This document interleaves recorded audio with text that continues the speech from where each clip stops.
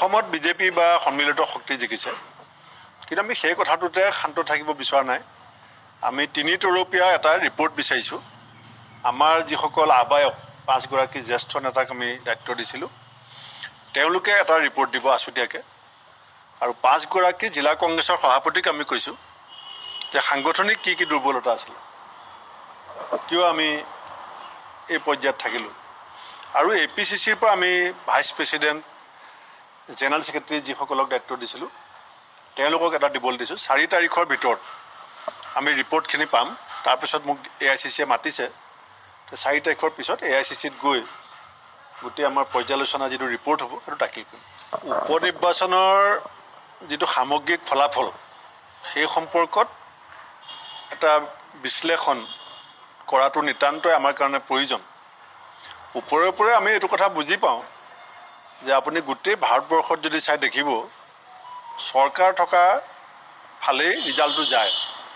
এটা কৰ্ণাটকত আমাৰ কংগ্ৰেছ চৰকাৰ তাত 3খন সমষ্টিত উপনিৰ্বাচন হৈছিলে তাত 2জন মুখ্যমন্ত্ৰী লৰাই আমাৰ বিৰুদ্ধে খেলিছিলে কিন্তু আমি কংগ্ৰেছ জিকিছোঁ মেঘালয়ত এই কি কয় NPP জিকিছে NPP চৰকাৰ আছে অসমত বিজেপি বা সন্মিলিত শক্তি জিকিছে কিন্তু আমি সেই কথাটোতে শান্ত থাকিব বিচৰা নাই আমি তিনি তৰপীয়া এটা ৰিপৰ্ট বিচাৰিছোঁ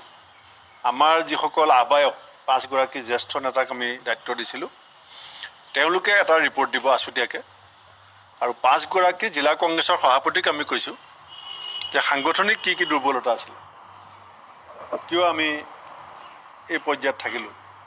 আৰু APCCৰ পৰা আমি ভাইচ প্ৰেছিডেণ্ট জেনেৰেল ছেক্ৰেটাৰী যিসকলক দায়িত্ব দিছিলোঁ তেওঁলোকক এটা দিবলৈ দিছোঁ 4 তাৰিখৰ ভিতৰত আমি ৰিপৰ্টখিনি পাম তাৰপিছত মোক AICCয়ে মাতিছে 4 তাৰিখৰ পিছত AICCত গৈ গোটেই আমাৰ পৰ্যালোচনা যিটো ৰিপৰ্ট হ'ব সেইটো দাখিল কৰিম জিকিছে গৌৰৱ গগৈলৈ ভূপেন বৰাৰ চমন বিহালীত কিয় পৰাজয় হ'ল কংগ্ৰেছৰ উত্তৰ লাগে ভূপেন বৰাক ৰকিবুল হুছেইনকো বিচাৰিলে চামগুৰিত পৰাজয়ৰ উত্তৰ বঙাইগাঁও চিডলি ধলাইতো বিচাৰিলে পৰাজয়ৰ কাৰণ নিউজ ডেস্ক ৰিপৰ্ট দৈনন্দিন অসম